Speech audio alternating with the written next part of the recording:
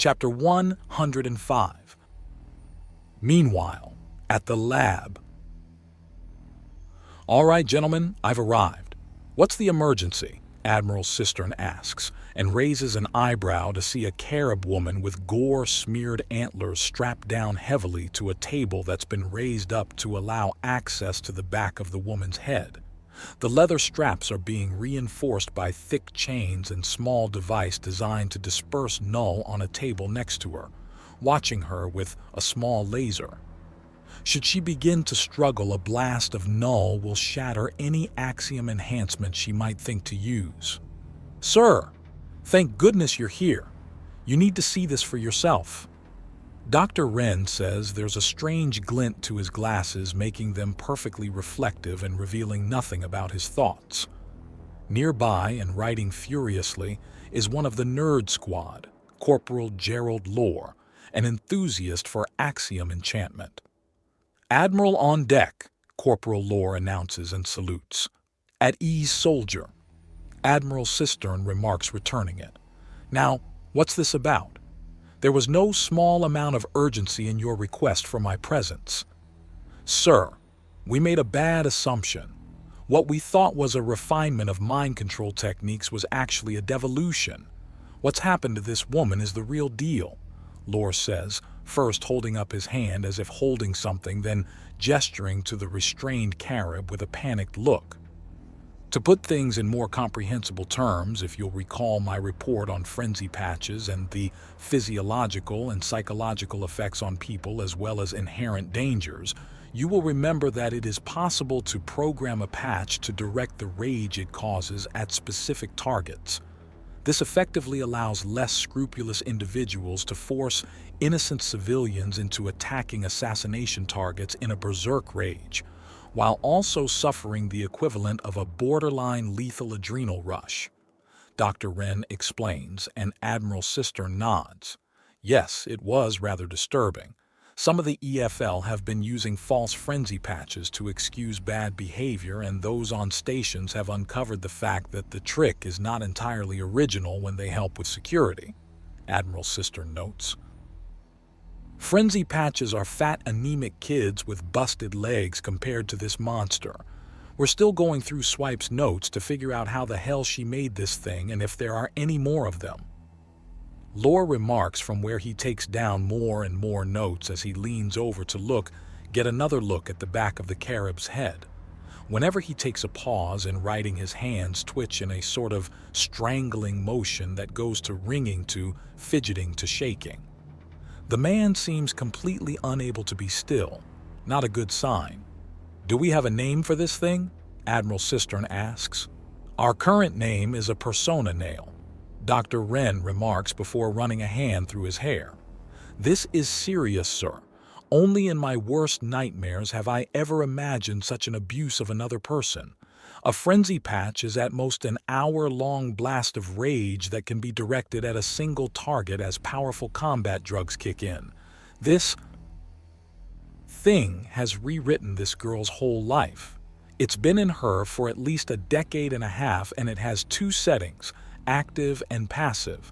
When it's active, and it is currently active, it overwrites her personality with the persona of Knife Top, a mute Carib serial killer and walking war crime with complete slavish obedience to Darla Swipe, enormous bouts of paranoia, and a massive case of sadomasochism that she recklessly indulges in." "Good Lord, what about the victim?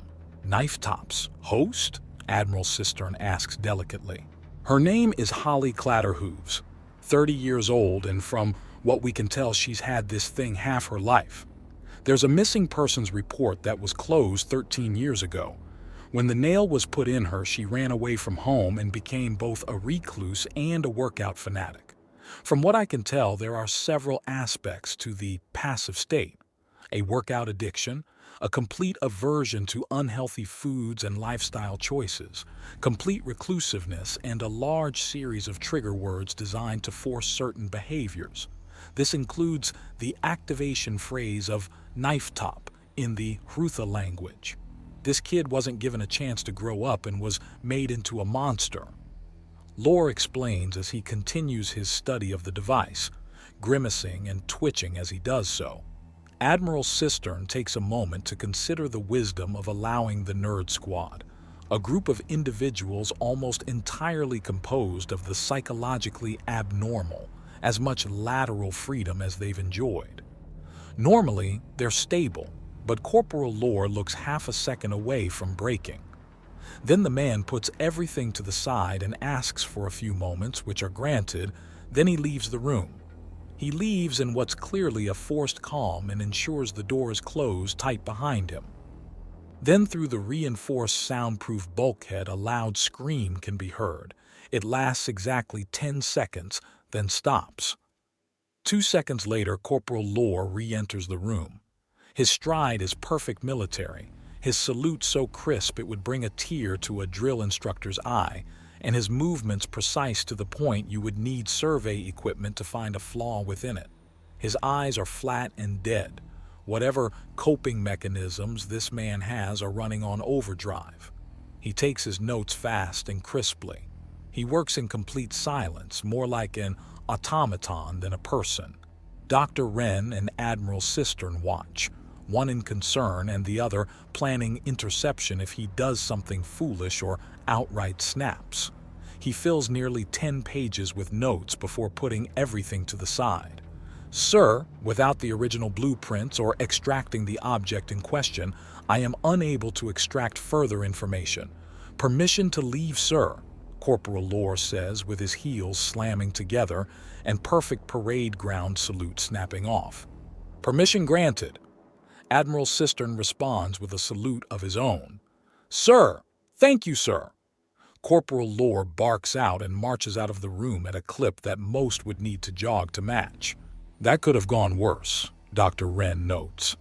"Indeed, Doctor. Excuse me," Admiral Cistern says, pulling out his communicator. "Erica." "Yes, Doctor. I need you to schedule an appointment for Corporal Gerald Lore and contact him about it. He's under a great deal of stress, and I need to know if he has suffered any damage from it." He orders and nods at her confirmation before hanging up. "Best to keep on top of these things," he notes calmly. "Yes, sir." Dr. Wren agrees. Back to the nail. "We're prepping a surgical suite to first scan, then help in the extraction of this device. The problem is that the brains of extraterrestrials are very different from human brains. We may need to bring in an outside neurosurgeon," Dr. Wren explains as he walks over to begin scanning all of Lore's notes. "What's the difference? Will this be an issue in the future?" "Not at all, sir. In fact, it will be a boon. You see, while the human brain has specialized sections, each one is very good at what they do. The scare we had of mind readers some weeks ago just won't happen, as the vast majority of mind-reading techniques take a mental scan of everything occurring at once. In a human, however, the greatest priority is given to the more primitive aspects of the mind. Our secrets are drowned under our heartbeats, digestive tracts, respiration system, sensory input, raw instinct, and several other factors. The human mind is gibberish to read." "Yet the alien mind is not," Admiral Cistern asks. "The alien mind is non-specialized. We don't know for certain, but we believe this would allow them to recover from brain damage far more easily than a human. The rest of the brain can pick up the slack from any damaged portion, where a human one struggles to do as such at times. If this can be confirmed, we can move forward and extract the spike. A short healing coma to help the patient recover, and we've freed this girl from a lifetime of slavery, after which we can study the nail in its totality before destroying it." "How quickly can this be done? I want this thing studied and countermeasures devised as soon as possible," Admiral Cistern says, and Dr. Wren nods.